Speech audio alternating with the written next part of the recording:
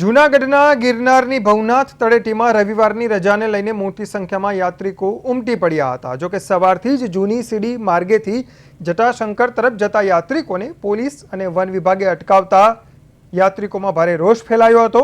યાત્રિકોએ તંત્રના નિર્ણય સામે આક્રોશ વ્યક્ત કર્યો હતો।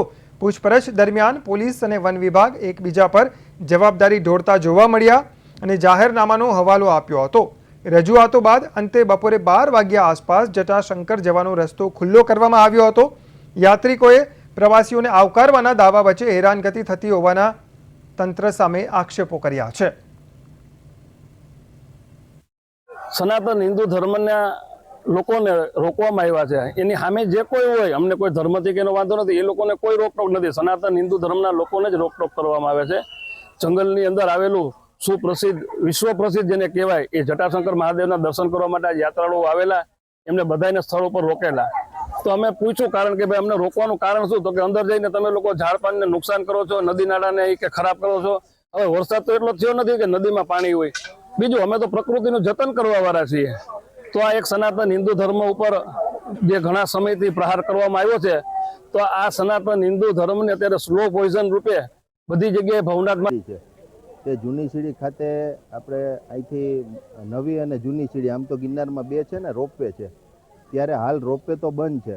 જેને હિસાબે મોટાભાગના યાત્રાળુ છે જે દેશ વિદેશથી, બહારથી તથા સ્થાનિક લેવલેથી કેટલા બધા યાત્રાળુઓ, આજે રજાનો દિવસ હોય તો મોટા પાયે યાત્રાળુઓ અહીં ભવનાથ ક્ષેત્રમાં આવતા હોય છે અને ગિરનાર ઉપર આવેલા દેવસ્થાનોમાં જતા હોય છે। ત્યારે જૂની સીડી છે એ પણ બંધ કરી દેવામાં આવી છે, ત્યાં પણ યાત્રિકો રોકી દેવામાં આવ્યા છે અને આપણે જોઈએ કે બહારથી આવેલા યાત્રાળુઓ કેટલા મુશ્કેલીનો સામનો કરી રહ્યા છે। એક તરફ આપણે જોઈએ કે નવી સીડી છે એક જ માત્ર સ્કોપ છે, જે રોપવે છે એ પણ 1 મહિનાથી બંધ છે। તો આ જે છે એ તમારે અગાઉ સોશિયલ મીડિયામાં કોઈ જાહેરનામું હોય તો કલેક્ટરે તથા વનતંત્રએ બહાર પાડવું જોઈએ। કોઈ પણ જાહેરનામા વગર જૂની સીડી બંધ કરી દેવી એ અમે લોકો સવારે ત્યાં અહીંયા જટાશંકર જવા માટે આવેલા હતા।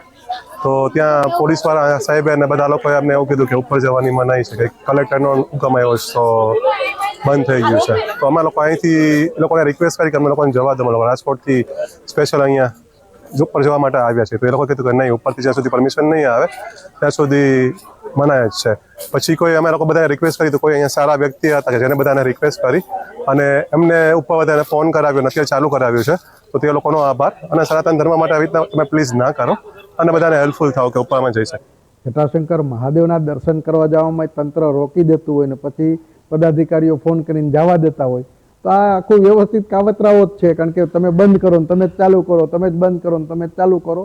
બીજું, સનાતનીઓને ગુલામીની માનસિકતા ઊભી થઈ ગઈ છે છેલ્લા ઘણા વર્ષોથી।